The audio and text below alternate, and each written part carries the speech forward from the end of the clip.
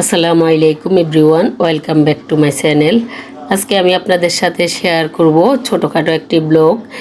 ঈদে যে আমরা গ্রামের বাড়িতে গিয়েছিলাম, গ্রামের বাড়ি থেকে আসার সময় আমার ছোট্ট একটা স্বপ্ন, মানে শখ বলতে পারেন, স্বপ্ন না, পূরণ করার জন্য আমি আসার সময় মাটি নিয়ে এসেছিলাম, একটা মাটির চুলো বসাবো বলে আর মাটির চুলো রান্না করব বলে। এখানে আমি একটি সসপ্যান নিয়ে এসেছিলাম বাড়ি থেকে। আমার শাশুড়ি মায়ের পুরাতন একটা সসপ্যান ছিল, কয়েকটা ছিল, ওইখান থেকে একটা সসপ্যান নিয়ে এসে এক পাশটা একটু মুখটা কেটে নিয়েছি, দেখতে পাচ্ছেন। আর মাটিগুলো আমি লাকেজের ভিতর, ব্যাগের ভিতর করে নিয়ে এসেছিলাম। আসার সময় অবশ্যই এবার তো বাচ্চা করে আসে নাই, ওইখানকার একটা ছোটো ভিডিও আপনাদের সাথে পরবর্তীতে শেয়ার করব। তারপর আমি আস্তে আস্তে বাসার মধ্যে এক এক দিন একটু একটু করে একটু চুলো বানিয়ে নিয়েছি, দেখতে পাচ্ছেন। জানি না কতটা পারফেক্ট হয়েছে, তবে মোটামুটি খারাপও হয় নাই। নিজেকে নিজে 100-50 দেওয়া যাবে, কারণ আমার ছোট্ট একটি শখ এটা, একটা মাটির চুলা বসানো। এবং মাঝে মাঝে গ্যাস থাকে না, সেটা বড় ব্যাপার না, ব্যাপারটা হচ্ছে মাঝে মধ্যে আমার ইচ্ছা করে মাটির চুলে কিছু রান্না করব। এই জন্যই দেখতে পাচ্ছেন আমার ওই ছোটোখাটো একটা মিনি বাগান আছে বারান্দায়। লাল আলুর শাক, কিছু পুঁই শাক, কিছু লাউ শাক মাঝে মাঝে হয়, ওইখানের জন্য মাঝে মাঝে আমার হাজব্যান্ড বাইরে থেকে কিছু মানে বাঁশের লাঠি নিয়ে আসে। তো চিন্তা করলাম ওগুলো দিয়ে মাঝে মধ্যে কিছু একটা রান্না করব, নিজের শখটা পূরণ করব। দেখতে পাচ্ছেন মানে চুলোটাকে আমি ভালো করে মাটি দিয়ে লেপে টেপে নিয়েছি। শুক্রবারের জন্য অপেক্ষা করতেছি, কারণ আমার ছেলেরা বাসায় থাকে, ওরা এক্সাইটেড, ওরা রান্না করবে লাড়কি চুলে বাসার মধ্যে থেকে। তারপর শুক্রবারে গ্যাসের তাপটা একদম কম ছিল, তারপরে ওইখানে আমি রান্না বসিয়ে দিয়েছি। আমি ওই সজনে ডাঁটা রান্না করেছিলাম, ওটার বাগারের জন্য এখানে আনি বসিয়ে দিয়েছি। দেখতে পাচ্ছেন চুলোর মধ্যে গ্যাসের কী অবস্থা, মানে একদম চুলোর সাথে মিশে আছে গ্যাসের তাপটা। চুলার যে লোহাটা ওইটা উল্টিয়ে দিয়েছি, তারপরও আগুনটা মানে পাতিলের তলানি তেলে লাগছে না। এখন আমি অফ করে দিয়েছি চুলোটা। তারপর আমি চিন্তা করলাম আজকে শুক্রবার, মানে গতকালকে, তখন আমি চিন্তা করলাম যে আমার একটা মাটির কড়াই আছে, ওই কড়াইটার মধ্যে আমি আজকে ছোটো মাছ রান্না করব। আমার বাচ্চারাও খুব এক্সাইটেড, ওরা বলতেছে আম্মু চুলাটা যে আগুন দাও, কিছু একটা রান্না করো। তাই আমি মাটির কড়াইটা নিয়ে নিয়েছি। কড়াইটার মধ্যে এখন আমি দিয়ে দিয়েছি পরিমাণ মতো সরিষার তেল। ছোটো মাছ রান্নায় হাতে মাখানো এই মানে কাসকি মাছটা রান্নায় আপনি যদি সরিষার তেলটা ইউজ করেন তাহলে এটার স্বাদ বহু গুণে বেড়ে যায়। আর এখানে আমি পেঁয়াজ দিয়েছি 1 কাপ থেকে বেশি, বড় বড় 3 মুঠ দিয়েছি পরিমাণ মতো। কাঁচামরিচ 5-6 টুকরা, অর্ধেক করে ফালি করা। আর এতে অ্যাড করে দিব এখন আমি টমেটো। এই টমেটোগুলোও আমি গ্রামের বাড়ি থেকে আসার সময় নিয়ে এসেছিলাম। এগুলো ছোট ছোট কিন্তু টক টক, খেতে খুবই মজাদার। এখন আমি এই 3টি টমেটোকে ভালো করে কেটে দিব ছোট ছোট পিস করে। টমেটোটা কেটে দেওয়ার পরে এরপরে এতে অ্যাড করে দিয়েছি আমি আদা রসুন বাটা 2 চামচ ফুল। এরপরে এতে অ্যাড করে দিব লবণ পরিমাণ মতো। এরপরে এতে অ্যাড করে দিব হলুদ গুঁড়ো 1 চামচ ফুল, মরিচ গুঁড়ো, এখানে আমি মরিচ গুঁড়োটা 1.5 চামচ দিয়েছি। আপনারা জাল যে যেমন খেতে পছন্দ করেন সেই হিসাবে দিবেন। এরপর দিয়েছি আমি জিরে এবং ধনিয়া গুঁড়ো 1 চামচ। এরপর দিব এতে নোয়াখালীর একটি ঐতিহ্যবাহী রান্না, এই কাসকি মাছ রান্নাটি, নারিকেল। এই রান্নার সময় অনেকে এইভাবে একটু নারিকেল দেয়, এতে করে টমেটো দেওয়ার কারণে টক হয়, জাল হয়, আর নারিকেল দেওয়ার কারণে একটু মিষ্টি মিষ্টি হয়। এটা খেতে খুবই অসাধারণ হয় এই কাসকি মাছ রান্নাটি। এখানে আমি 4 চামচের 2 চামচ দিয়েছি নারিকেল বাটা।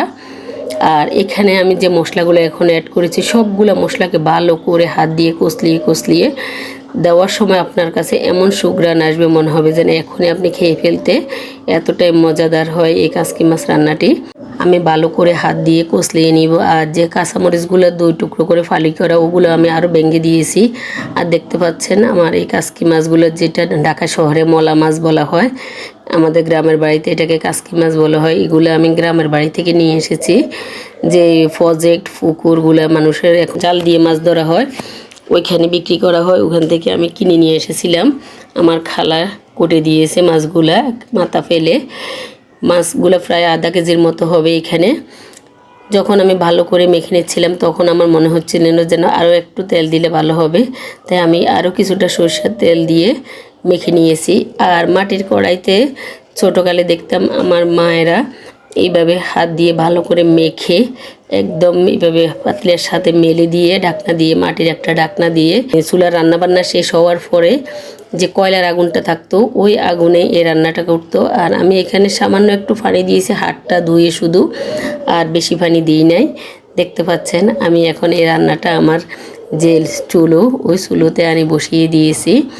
প্রথমে কাগজ দিয়ে ধরিয়ে নিয়েছি চুলোটা, এরপর আমার বারিন্দায় বাগানের যে কিছু বাঁশ ছিল ওই বাঁশগুলো দিয়ে আমি চুলাটা ধরিয়ে দিয়েছি। দেখতে পাচ্ছ কতটা সুন্দর আগুন জ্বলতেছে। ছোট্ট একটা শখ আমার এটা। তারপরে এই তো দেখতে পাচ্ছেন বলক দিয়ে উঠেছে। আমি কিন্তু পানিটা একদম আর দিয়ে নেই, যে হাত ধুয়ে দিয়েছি ওইটাই। আর চুলার আগুনটাও আমি কমিয়ে দিব, কারণ আমি চাই যে আস্তে আস্তে হোক, এতে করে যে গ্রামের রান্নার ওই স্বাদটা পাওয়া যাবে।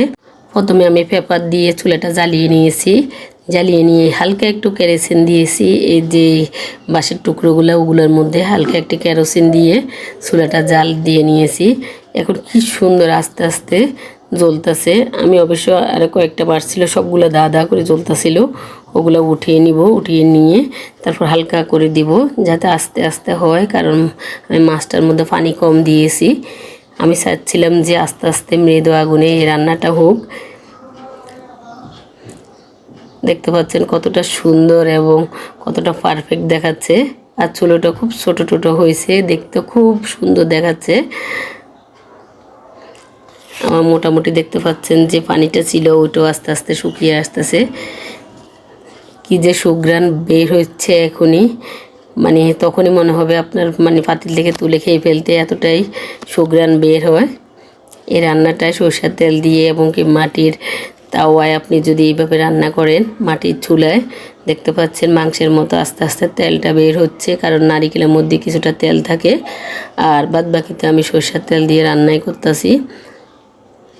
আমি শুধু একটা লাঠি দিয়ে রাখছি যাতে আস্তে আস্তে আমার রান্নাটা হয়। আমার রান্নাটা হয়ে গিয়েছে, দেখতে পাচ্ছেন কতটা সুন্দর দেখাচ্ছে। কিন্তু মাটির এই কড়াইয়ের মধ্যে দিলে একটা সুবিধা হচ্ছে, সিলভারের কড়াই বা ননস্টিকের কড়াইয়ের মধ্যে দিলে সাথে সাথে কিন্তু বলক তোলাটা অফ হয়ে যায়। মাটির চুলোর মধ্যে আপনি বসিয়ে রাখলে, যে কোনো মাটির হাঁড়িতে, আমি দেখছি গ্যাসের চুলায় যদি মাটির মধ্যে হাঁড়ির মধ্যে রান্না করা হয়, অনেকক্ষণ পর্যন্ত মাটির তাওয়া হাঁড়ির তাপে আস্তে আস্তে বলক দিতে থাকে। আমি ওই মাটির চুলার মধ্যেই বসিয়ে রেখে দিয়েছি। তারপর গোসল করে খাওয়া দাওয়া করতে এসেছি। দেখতে পাচ্ছেন মাছ উঠিয়ে এনেছি আমরা খাওয়ার জন্য দুপুরবেলা। আমার বাচ্চারাও দুপুরবেলা খুব তৃপ্তি সহকারে এই মাছটি খেয়েছে, বলতেছে জামু খুব মজা হয়েছে, এভাবে আবারও রান্না করিও। দুপুরবেলা আমরা খাওয়া দাওয়া করে নিয়েছি, কারণ দুপুরবেলা আমার হাজব্যান্ড বাসায় ছিল না। রাত্রে যখন বাসায় আসলো, থানকুনি পাতার ভর্তাও তৈরি করে নিয়েছি। এই থানকুনি পাতাগুলো আমি গ্রামের বাড়ি থেকে নিয়ে এসেছি। এখন বলতেছে যে এগুলো দিয়ে আজকে খাওয়া হবে। মানে ও আবার ছোটো মাছটা খুব পছন্দ করে। দেখতে পাচ্ছেন কতটা লোভনীয়ভাবে খাচ্ছে। আমার এই ছোটো শখটা আপনাদের কাছে কেমন লাগলো কমেন্ট করে জানাতে ভুলবেন না। আপনারাও চেষ্টা করলে আপনাদের এইভাবে ছোটোখাটো শখগুলো পূরণ করতে পারেন। আজকের মতো এখানে বিদায় নিলাম। আল্লাহ হাফেজ। আর আপনাদের যদি আমার চ্যানেলটি এবং কি ভিডিওগুলো, তারপর ব্লগগুলো ভালো লেগে থাকে, তাহলে লাইক কমেন্ট শেয়ার করবেন।